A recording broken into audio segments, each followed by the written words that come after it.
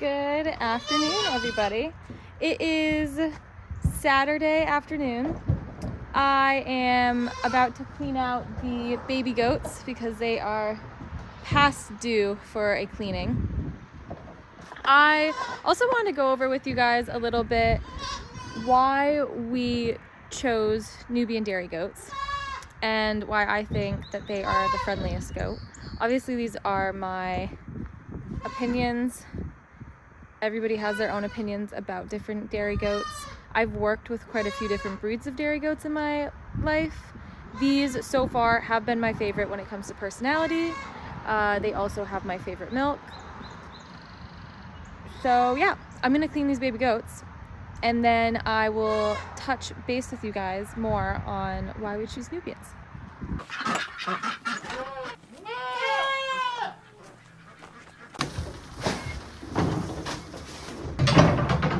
Somebody noticed that we're feeding the babies meat goat. We're not eating the babies. At least not these babies. I don't want to feed them the dairy grain because we have boys in here, and the ammonium chloride in the grain is important when you're feeding boys. It helps reduce the risk of urinary calculi. I think that's how you pronounce it. Kidney stones, basically, kind of, in boy goats. And the dairy goat doesn't have that in it, the ammonium chloride. The meat goat does. So everybody just gets meat goat while they're growing out. These guys are all sold and all staying on the farm if they aren't sold as pets or milkers. Not eating them.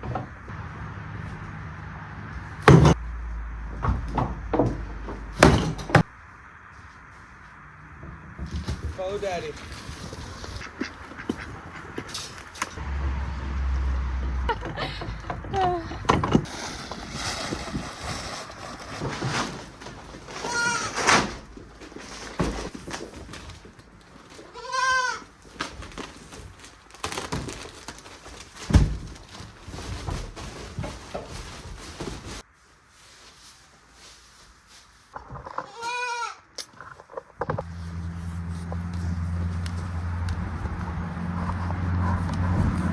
So,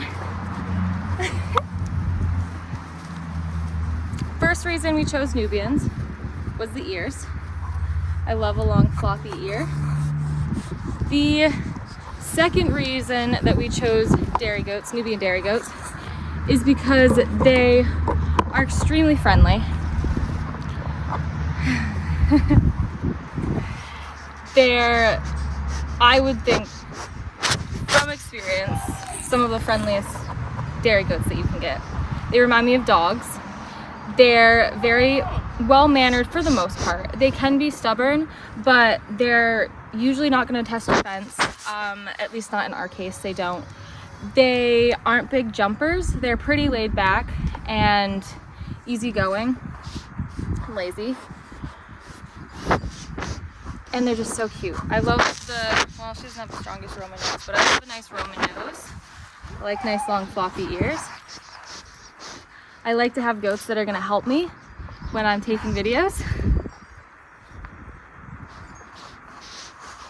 And I didn't want anything, excuse me, I didn't want anything too crazy because I've got kids and I don't have a lot of time to chase goats around. There's a few other reasons that we chose Nubian dairy goats that don't just have to do with personality and looks. And my phone is about to die, so I will go over those with you when I start to take care of goats tonight. Everybody, we are back still on Saturday. These girls are hungry. I'm a little bit late coming down to feed everybody and milk everybody. By a little bit late, I mean like 10 minutes late. I'm going to get some grain into these guys and get Creeper on the milking stand, and then I'll chat with you a little bit about the other reasons that we have Nubian goats. So I hope you enjoy.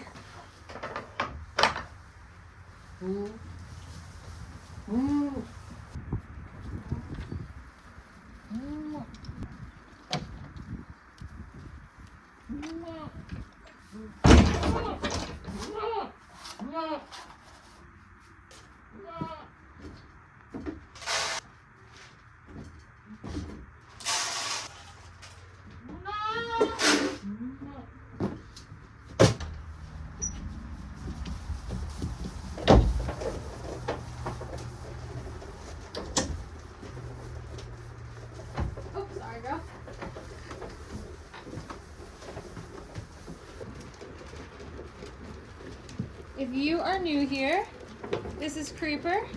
She's a registered American Nubian. If you go way, way back in her line, she actually does have some Sonin in her, so she was way back, has family members that were experimental between Nubian and Sonins.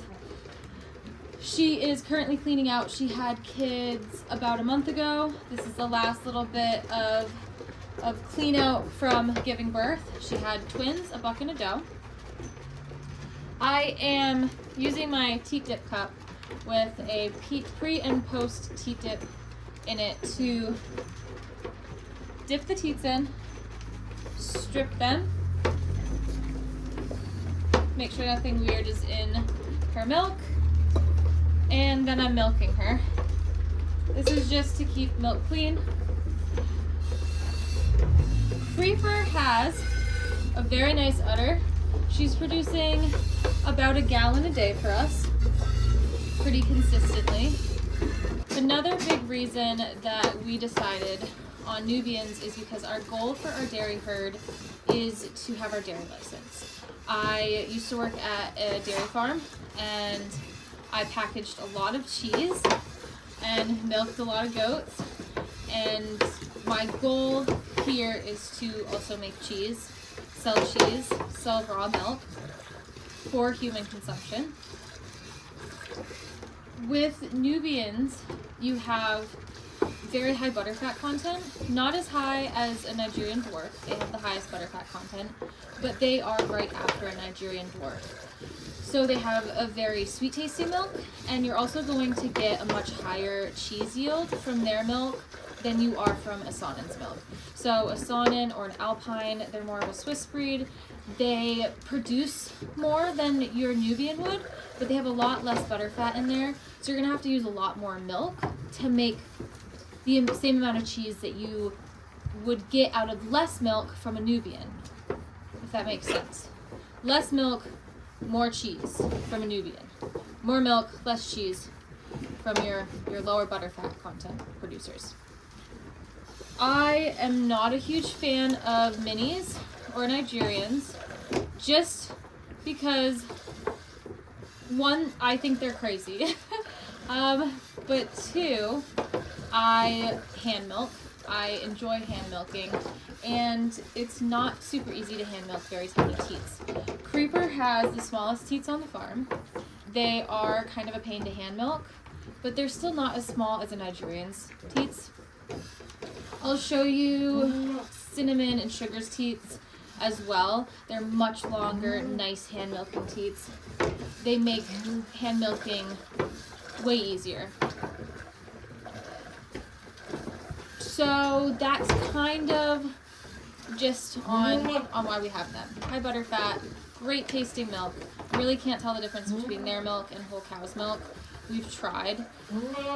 And then the personality, just like dogs, super friendly, super cute. You really can't go wrong with a Nubian, in my opinion. So yeah, I hope that that information helps you a little bit. I hope that if you do decide to get dairy goats, that you decide to get Nubians. But if you don't, just do your research. Make sure that you know that your goats are coming from a clean farm. That's the biggest thing. Some people say that you should taste the milk from the breed of goat that you're getting before you get it. I think that's a great idea. Some people think that they're going to like goat's milk, and it's not as great as they think it's going to be. I'm going to finish up milking Creeper, milk Sugar, milk Cinnamon. Greg's going to help me finish up the rest of the chores for tonight. And then we're going over to my parents like we usually do on the weekend. And we're having, what are we having for dinner? Chicken Caesar salad wraps.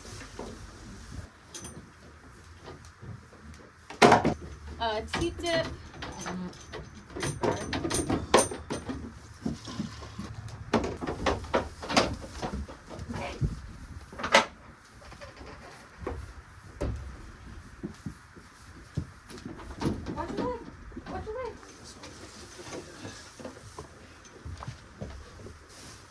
Could not for the life of me find the top of the strip cup.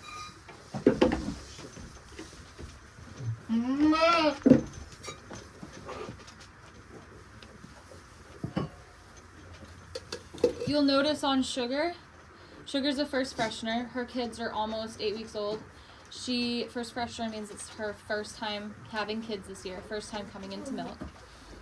She had twins, buck doe. They're both doing great. They're huge.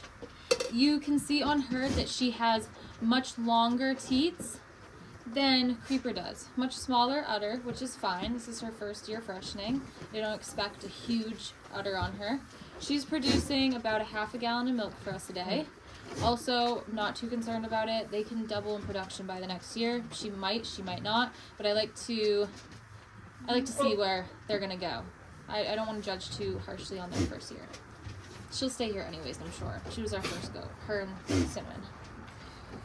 So these ones are much easier to hand milk, although the shape of her teats, they come down and then they flick out to the side on both of them. So you kind of have to maneuver them in, which is fine.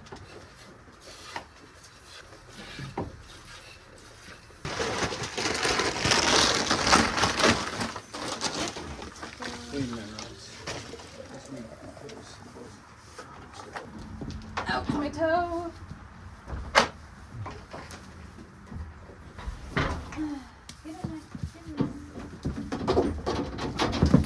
Oh, are you okay?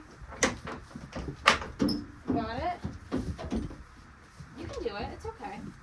Good job.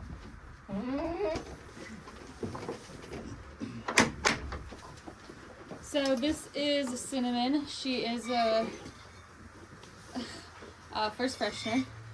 She had her kids 3 weeks ago. So she's still cleaning out a little bit, which is what that is up there. She had triplets as a first freshener, which is crazy. 2 bucks and a doe. You can see that her udder is much bigger than Sugar's, even though she's a first freshener. She's producing a good amount of milk. Not quite 1 gallon a day, pretty close. And these teats are to die for when it comes to milking. They are so soft. She has great big orifices, so a lot of milk comes out at the same time, or super fast. We are keeping the doe that she had. Super happy with our decision to do that. She is really just all around a gorgeous doe. I will also throw in there that we are slowly casein testing our herd. So we test for Alpha-S1 casein, which is a type of protein in milk. It is usually known to also kind of give that milk that sweet flavor. Nubians tend to be high alpha casein, S1 casein producers. I have our buck toast tested. He is AB. They have different variants. So A and a B variant are both high. They can be AA, AB, and BB, and all be high producers. And then you have your E and F variants, which I believe are your lower producers. So anything like EF, EE, FF are low producers. If you have a combination of a high, like an AB, and an EF, like AF or BE, then you're gonna have like a medium producer. There's also ones, I believe, that produce none, but I'd have to check on that. I'd have to check what those are. So far, we tested Toast, who is the AB high producer, great, which that means that all of his kids will at least get one high producing part of his DNA. So each offspring gets 50% of their Alpha-S1 casein from a parent. So 50% is going to come from one parent, 50% from the other. Creeper was tested and she is BB, I believe, so she's also a high producer. That means that her and Toast kids could be AB or BB, depending on what they get from each parent. I hope this is making sense. If we continue to test, we are looking for everybody to be high producers, but if we did have somebody say that is like an AF, a medium producer, if they're bred with Toast, they still have the chance of being a high producer as long as they don't get that F variant from the dam or the mother. So yeah, a little spiel on some of the protein that you can find in goat's milk. Also, will add that Alpha-S1 casein is typically the casein that you see people have an issue with when they're allergic to milk. That's why people tend to be better on goat's milk, because it's very, very low in Alpha-S1 casein. So your higher producers, obviously you have more of a chance of maybe reacting. Still looking at it though, the amount that a high producing goat is producing of the Alpha-S1 casein compared to what a normal cow would produce is still very low, which is why typically, for the most part, you can still drink regular goat's milk if you have problems with cow's milk. So this is how much we're getting out of cinnamon. This is a half-gallon bucket, so not quite a half gallon. If I had my scale down here, I'd weigh it, but I don't. More dip. I do link all of the milking supplies that I use down below in the description of this video and like every other video that I make. So if you're interested in any of this stuff, the link is there.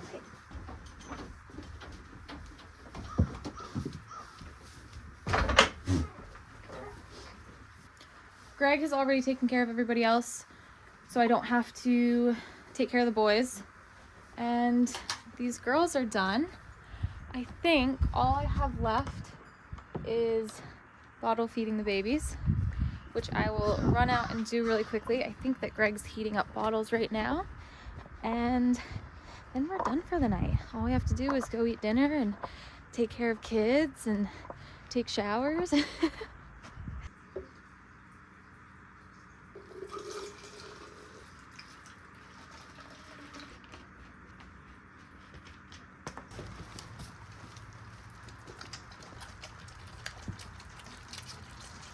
Whoa! One baby goat. Two baby goats. Crunch says thank you for watching, and we hope you all have a wonderful night.